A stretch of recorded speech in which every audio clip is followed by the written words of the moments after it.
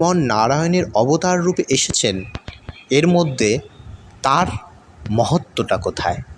তার মহত্ত্ব আমরা কার মুখে শ্রবণ করব?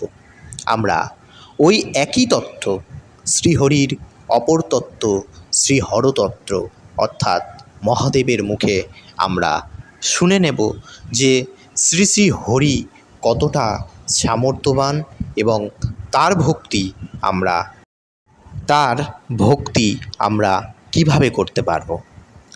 আসলে ভগবানের যে রূপের যে বর্ণনা, এই রূপের বর্ণনায় যদি আমরা পরিচিত না হয়ে থাকি কিংবা তার গুণের বর্ণনায় যদি আমরা পরিচিত না হই, তাহলে আমরা কোনো পরম্পরাতেই কিন্তু যুক্ত হতে পারবো না, না শৈব, না শিব, না দুর্গা ইত্যাদি।